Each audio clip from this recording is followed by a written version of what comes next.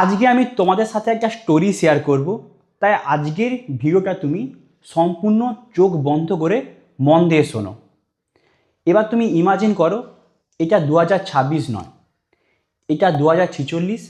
তুমি 20 বছর এগিয়ে গিয়েছো, মানে তুমি ফিউচারে চলে গেছো। আর এখন ফিউচারটাই তোমার জন্য বাস্তব। তুমি অনেক টাকা কামিয়েছো ফিউচারতে, তুমি অনেক বড়লোক হয়েছো, তোমার কাছে গাড়ি বাড়ি সব কিছুই আছে। তুমি অনেককে ইন্সপায়ার করেছো, তোমার থেকে অনেকেই মোটিভেশান পায়। কিন্তু এবার তুমি ইমাজিন করো, হঠাৎ করে একদিন সিঁড়ি থেকে চলতে চলতে তোমার চেস্টে পেন হওয়া শুরু হলো এবং তুমি জ্ঞান হারালে।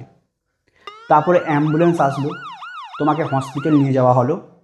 তারপরে তুমি আইসিইউ রুমে ভর্তি হয়েছো, তোমার মুখে অক্সিজেন মাস্ক লাগানো হয়েছে।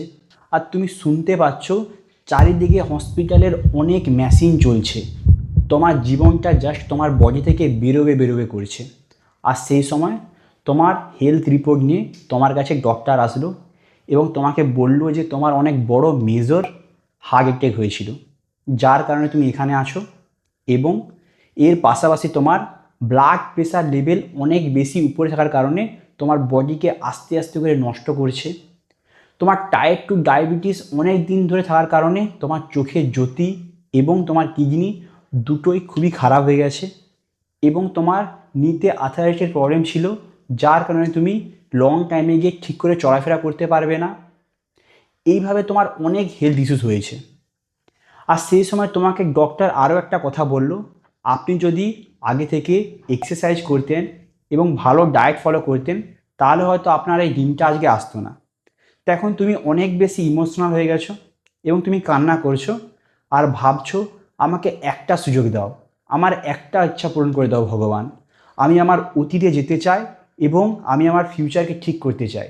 আমি আইসিইউ রুমে আসতে চাই না, এত কষ্ট এত যন্ত্রণা সহ্য করতে চাই না। আর তুমি এত ইমোশনাল হয়ে ডাকার কারণে এবার ইমাজিন করো যে ভগবান তোমার সত্যিই তোমার কাছে চলে আসছে এবং ভগবান তোমাকে আশীর্বাদ করলো যে যা, তোর ইচ্ছা পূর্ণ হবে। এইবার তুমি আবার 2026-এ আসলে, মানে এইটা তোমার জন্য এখন অতীত। তুমি কি ডিসাইড করে এসেছিলে যে তুমি এবার ভালো খাবার খাবে, নিজেকে হেলদি রাখবে এবং রেগুলার এক্সারসাইজ করবে, যাতে তোমাকে লং টাইমে গিয়ে আর আইসিইউ রুমে ভর্তি না হতে হয়। কিন্তু তুমি এখনও এখানে এসে জাঙ্ক ফুড খাচ্ছ আর সেটাকে নিজের হ্যাপিনেস ভাবছো। রেগুলার এক্সারসাইজ তো দূরের কথায়, তুমি একদিনও এক্সারসাইজ করছো না। আর তুমি এইভাবে বলছো যে আজ থাক কালকে এক্সারসাইজ করব, কাল থাক পরশু এক্সারসাইজ করব, পরশু থাক তারপরের দিন এক্সারসাইজ করব। এইভাবে প্রতিদিন নতুন নতুন অজুহাত দিয়ে যাচ্ছ, কিন্তু একদিনও এক্সারসাইজ করা স্টার্ট করোনি।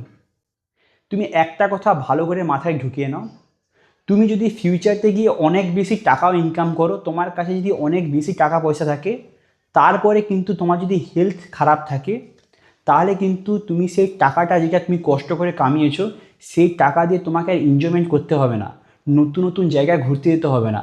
তোমার সম্পূর্ণ সেই টাকাটা নিজের হেলথ ইস্যুসকে ঠিক করতে লেগে যাবে। তোমাকে ফিউচারতে গিয়ে বারবার হসপিটাল যেতে হবে নিজেকে ঠিক করার জন্য, কারণ তোমার হেলথ অনেক বেশি খারাপ হয়ে আছে। সবসময় একটা কথা মনে রাখবে, তোমার কাছে যদি প্রচুর বেশি ওয়েলথ থাকে, সেটাও আনলেস যদি তোমার কাছে হেলথ খারাপ থাকে। তাই আর দেরি না করে আজকে থেকেই স্টেপ নাও, হেলদি খাবার খাওয়া শুরু করো এবং পার ডে বেশি নয় 30 থেকে 40 মিনিট অ্যাটলিস্ট এক্সারসাইজ করা স্টার্ট করো।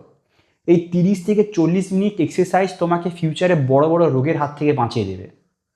তাই আজ থেকে আর ল্যাদ না খেয়ে কাল করব পরশু করব এই অজুহাত না দিয়ে আজকে থেকে এক্সারসাইজ করা স্টার্ট করো, যদি নিজেকে ফিউচারে আইসিইউতে না দেখতে চাও।